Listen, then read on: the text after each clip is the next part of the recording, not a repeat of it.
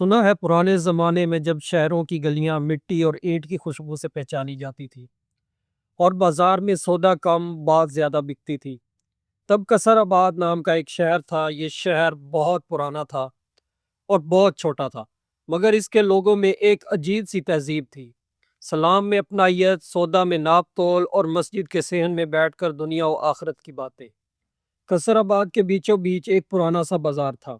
وہاں چھوٹی دکانیں، لکڑی کے تختے، ٹین کی چھتیں اور ہر دکان پر ایک مخصوص خوشبو، کسی پر مسالوں کی، کسی پر چمڑے کی، کسی پر کپڑے کی۔ اسی بازار کے ایک کونے میں کپڑے کی ایک دکان تھی جس کے بورڈ پر سادہ حروف میں لکھا تھا حاجی کریم اینڈ سنس۔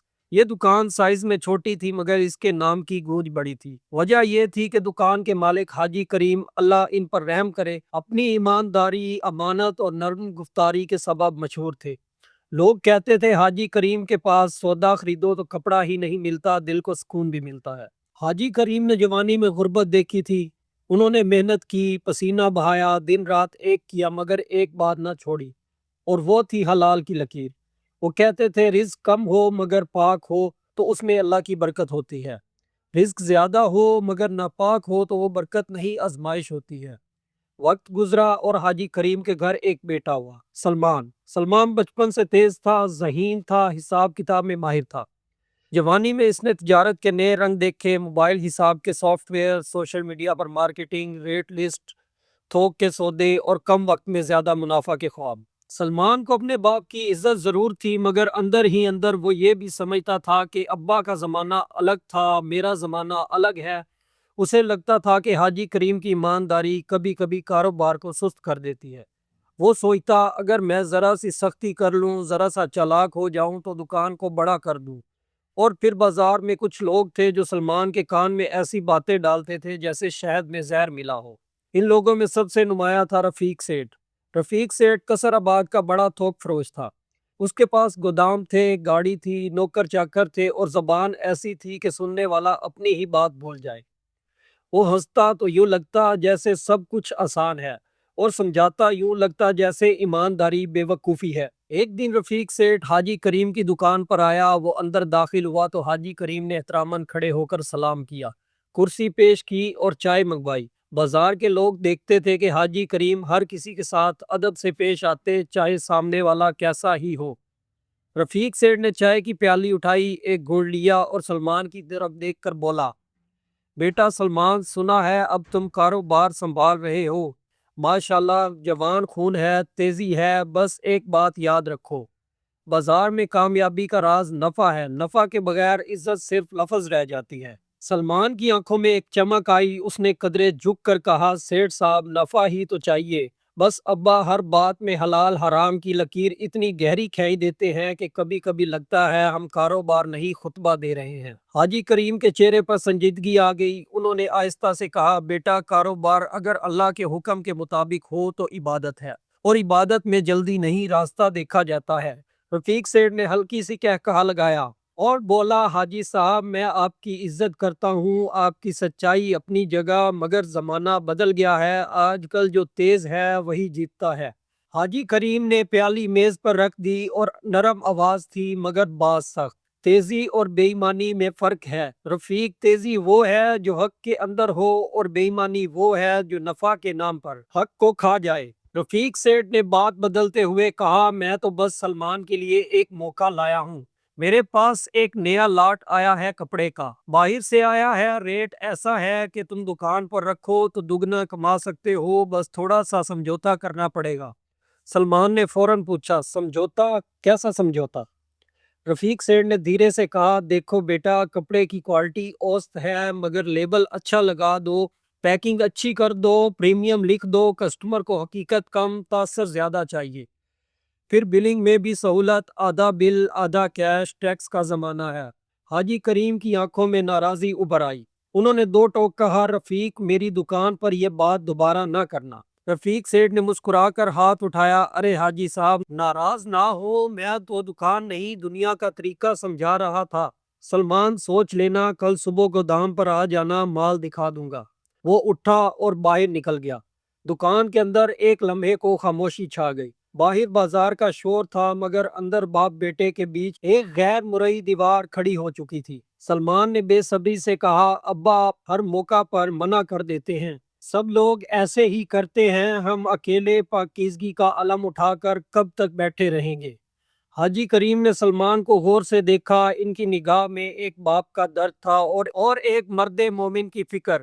بیٹا، سب لوگ دلیل نہیں ہوتی، قیامت کے دن آدمی سب لوگوں کے ساتھ نہیں اٹھے گا، اپنے عمل کے ساتھ اٹھے گا۔ سلمان نے کہا، لیکن کاروبار میں مقابلہ ہے، اگر میں یہ نہ کروں تو لوگ مجھے پیچھے چھوڑ جائیں گے۔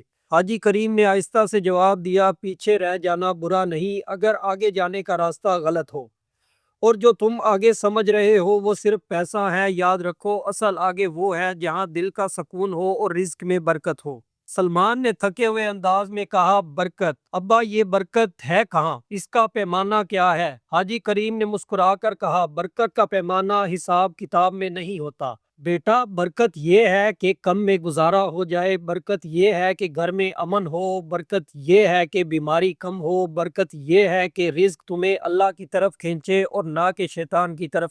اور پھر مغرب کی اذان ہونے لگی۔ حاجی کریم نے کہا، چلو مسجد۔ سلمان مسجد تو چلا گیا مگر دل میں بحث چل رہی تھی۔ نماز کے بعد وہ مسجد کے صحن کے ایک کونے میں بیٹھ گیا۔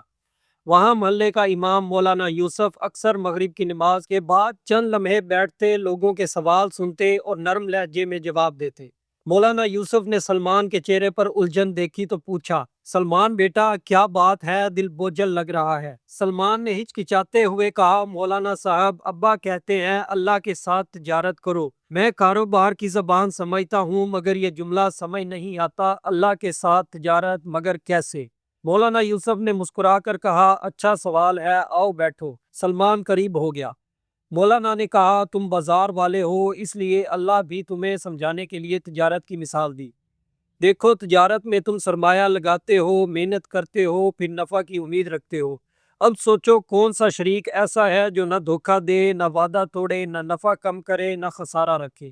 سلمان نے آہستہ سے کہا، ایسا شریک دنیا میں تو نہیں ملتا۔ پھر مولانا صاحب نے کہا، ایسا شریک اللہ ہے۔ تم اس کی راہ میں جو لگاتے ہو، مال، وقت، سچائی، امانت، صبر، اثار، وہ تمہارا سرمایہ ہے، اور اللہ جو دیتا ہے وہ دنیا بھی ہے آخرت بھی۔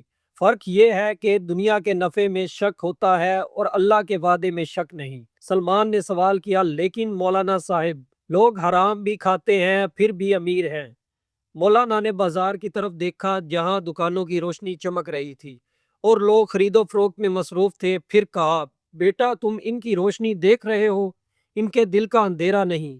حرام کی کمائی آگ ہے، پہلے ہاتھ گرم کرتی ہے اور پھر ہاتھ جلا دیتی ہے۔ حلال کمائی پانی ہے، پہلے سادہ لگتی ہے پھر زندگی دیتی ہے۔ سلمان نے کہا، اگر میں سچائی پر چلوں تو شاید میں پیچھے رہ جاؤں۔ مولانا نے کہا، سچائی پر چلنے والا کبھی پیچھے نہیں رہتا، بس اس کی منزل بدل جاتی ہے۔ کچھ لوگ پیسے تک پہنچتے ہیں مگر سکون کھو دیتے ہیں، کچھ لوگ سکون تک پہنچتے ہیں تو اللہ انہیں پیسہ بھی دیتا ہے مگر پیسے کو مالک نہیں بننے دیتا، خادم بنا دیتا ہے۔ سلمان خاموش ہو گیا۔ اس کے دل میں پہلی بار یہ خیال آیا کہ تجارت صرف نوٹوں اور کپڑوں کا نام نہیں، تجارت کردار کی بھی ہوتی ہے۔ اس رات سلمان گھر لوٹا، اس نے دیکھا کہ حاجی کریم نماز کے بعد سجدے میں دیر تک گڑ گڑا رہے تھے۔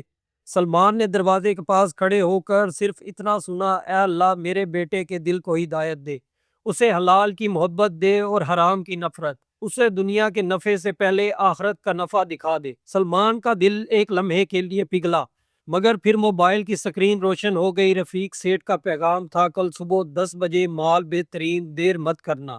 سلمان نے پیغام پڑھا تو اس کے اندر دو آوازیں لڑنے لگی۔ ایک آواز کہتی، یہ موقع ہاتھ سے گیا تو پھر زندگی بھر چھوٹی دکان، چھوٹے خواب۔ دوسری آواز کہتی، امانت اور سچائی چھوڑ دی تو خواب بڑے ہوں گے مگر دل چھوٹا ہو جائے گا۔ صبح ہوئی، سلمان تیار ہو کر نکلنے لگا تو حاجی کریم نے پوچھا، کہاں جا رہے ہو بیٹا؟ سلمان نے جھوٹ بول دیا، بس بازار میں ریٹ دیکھنے جا رہا ہوں۔ حاجی کریم نے کچھ نہیں کہا، بس ایک نظر اس کے چہرے پر ڈالی، پھر آہستہ سے بولے، اللہ تمہیں سچ دکھائے بیٹا۔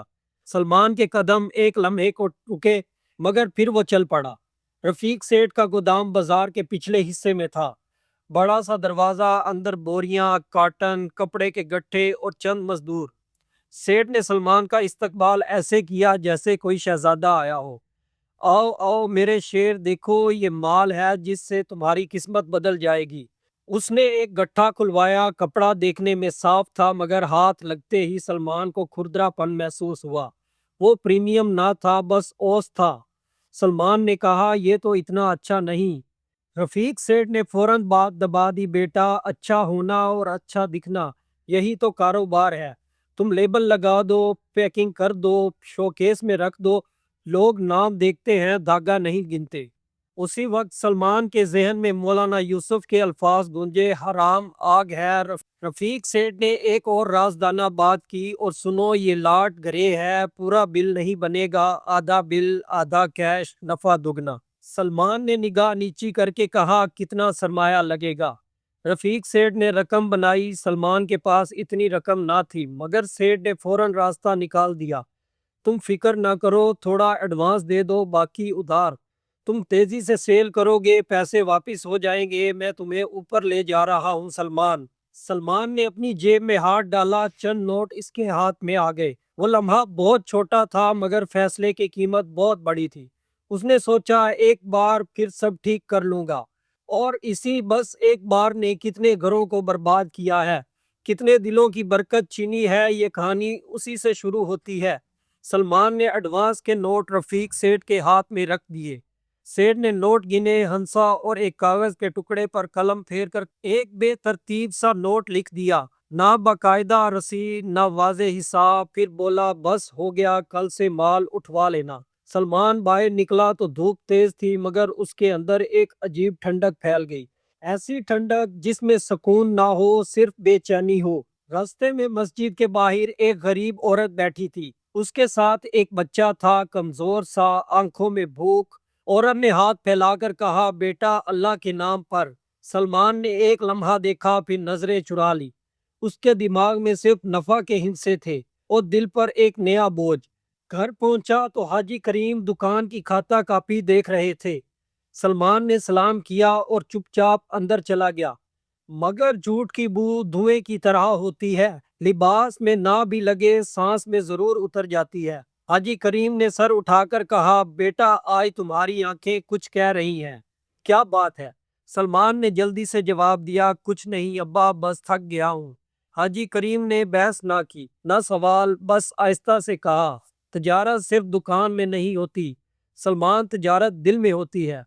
जब दिल का हिसाब गलत हो जाए तो दुकान का हिसाब भी कभी सीधा नहीं रहता। रात को सलमान को नींद ना आई। वो बार बार करवट बदलता और उसके अंदर कहीं कोई छोटा सा हरूफ जागता रहा। आखिर आंख लग ही गई तो एक ख्वाब आया, अजीब ख्वाब। उसने देखा कि वो एक वसी बाजार में खड़ा है, उसके हाथ में सोने का सिक्का है। सामने एक अजनबी शख्स कह रहा है, ये सिक्का तुम्हारा नहीं, ये अमानत था, तुमने अमानत बेच दी। सलमान चीखना चाहता है मगर आवाज नहीं निकलती। वो भागना चाहता है मगर कदम नहीं उठते। फिर वो देखता है कि उसके हाथ में सोने का सिक्का पिघल कर उंगलियों को जला रहा है। वो दर्द से तड़पता है और उसी तड़प के साथ आंख खुल जाती है। सुबह वो पसीने में डूबा हुआ था। मोबाइल देखा तो रफीक सेठ का पैगाम था, माल तैयार है, आज उठवा लो। सलमान ने गहरी सांस ली। ये किस्सा अब उस मोड़ पर था जहां या तो वो पलटता या फिर और अंदर उतरता। और कसराबाद के खामोश आसमान के नीचे अल्लाह के साथ तिजारत का पहला बड़ा इम्तिहान सलमान के दरवाजे पर खड़ा था। सलमान ने उस दिन माल उठवा लिया। रफीक सेठ के गोदाम से मजदूरों ने कार्ट भर दिया। सलमान की दुकान पर कपड़े रखे गए, इन्हें प्रीमियम का लेबल लग गया। दिलकश पैकिंग की गई और शोकेस में सजा दिया गया। पहले दिन 2 कपड़े बिके, दुगना नफा। सलमान का दिल खुश हो गया। देखा, उसने सोचा, अब्बा की बातें गलत थी, ये है तिजारत। दूसरे दिन 4 कपड़े बिके, तीसरे दिन 8। सलमान ने रफीक सेठ को फोन किया, सेठ साहब, आप जादूगर हो? रफीक हंसा, बेटा, जादू नहीं, फार्मूला है। अब तुम उड़ने वाले हो। सलमान ने मजे से पैसे गिने, दुकान का किराया अदा किया, मुलाजमों को बोनस दिया और पहली बार घर में अच्छा खाना मंगवाया। हाजी करीम ने देखा तो पूछा, बेटा, ये सब किस कदर? सलमान ने मुस्कुरा कर कहा, अब कारोबार चल पड़ा है, आप फिक्र ना करें। हाजी करीम ने खामोशी से सर हिलाया मगर उनकी आंखों में एक फिक्र थी। اور ایسے ہی دن گزرتے گئے، سلمان کا دگنا نفع تگنا ہو گیا۔ دکان پر کسٹمر کی بھیڑ لگی، سلمان نے نئی دکان کھولنے کا خواب دیکھنا شروع کر دیا۔ رات کو وہ سوچتا یہی ہے کامیابی، مگر دن بڑھنے کے ساتھ کچھ عجیب ہوا۔ سلمان کے پاس پیسہ تو بڑھ رہا تھا مگر خرچہ بھی بڑھتا جا رہا تھا۔ کرایہ ادا کیا تو بل آ گئے، ملازمین کو بونس دیا تو ایک ملازم بیمار ہو گیا، ڈاکٹر کا خرچہ، کپڑے بکے تو اگلی کھیپ کا بل آیا۔ سلمان سوچتا پہلے کم کمائی تھی مگر گزارا ہو جاتا تھا، اب بہت کمائی مگر ہاتھ خالی کیوں رہ جاتا ہے۔ ایک دن ایک بوڑھی عورت آئی، بیوہ، 2 بیٹیوں کی ماں۔ اس نے ایک شادی کا کپڑا دیکھا، سلمان نے پریمیم کہہ کر بیچ دیا۔ عورت نے خوشی سے لے لیا مگر 2 دن بعد واپس آئی، آنکھوں میں آنسو۔ بیٹا، یہ کپڑا پہننے پر پھٹ گیا، تم نے پریمیم کہا تھا۔ سلمان کا دل دھک کر رہ گیا، یہ وہی مظلوم گاہک کا حق تھا جو اس کی امانت توڑ رہا تھا۔ اس نے بہانہ بنایا، بی بی یہ تو اچھا ہے، تم نے دھونا غلط کیا ہوگا۔ عورت رو پڑی، اللہ تمہارا حساب لے گا۔ سلمان نے اسے چھوٹی سی رعایت دی مگر عورت چلی گئی تو سلمان کے ہاتھ کانپنے لگے۔ اس رات وہ بار بار اس عورت کا چہرہ دیکھتا رہا۔ حاجی کریم کو سب پتہ چل گیا تھا۔ ایک رات انہوں نے سلمان کو بلایا اور کہا اور سوالیہ انداز میں پوچھا، بیٹا یہ کپڑے کہاں سے آئے؟ رفیق سیٹھ کا گرے مال ہے؟ سلمان جھوٹ بول گیا، نہیں ابا۔ حاجی کریم نے آنکھیں بند کی، اللہ تمہیں معاف کرے مگر یاد رکھو جھوٹ تجارت کا زہر ہے۔ سلمان غصے میں بولا، ابا آپ ہر بات میں رکاوٹ ہیں۔ تلخ باتیں ہوئی، گھر کا ماحول بدل گیا، حاجی کریم کی طبیعت خراب ہونے لگی۔ وہ بڑا واقعہ آیا جو سلمان کو ہلا کر رکھ گیا۔ اور پھر ایک رات دھندلی روشنی میں سلمان دکان بند کر رہا تھا، باہر بارش ہو رہی تھی، دروازے پر ایک درویش کھڑا تھا، پرانے کپڑے، لمبی داڑھی، آنکھوں میں نور۔ سلمان نے دیکھا تو بولا، بابا جی بارش ہے، اندر آؤ۔ درویش اندر آیا، سلمان نے چائے دی، درویش نے پی، پھر بولا، بیٹا تمہاری دکان پر برکت کیوں نہیں؟ سلمان حیران، آپ کو کیسے پتا؟ درویش نے مسکرا کر کہا، دل کی آنکھ دیکھتی ہے، تم نے امانت بیچ دی، وہ بوڑھی عورت کا حق تمہارے دامن میں لٹکا ہے۔ سلمان کا چہرہ سفید پڑ گیا، آپ کیسے جانتے ہو؟ درویش نے کہا، اللہ بتاتا ہے۔ اب سنو، اللہ کے ساتھ تجارت یہ ہے، جو تم لگاؤ واپس ملتا ہے، مگر صاف حرام لگایا تو دل کا سکون کھو بیٹھو، حلال لگایا تو برکت ملتی ہے۔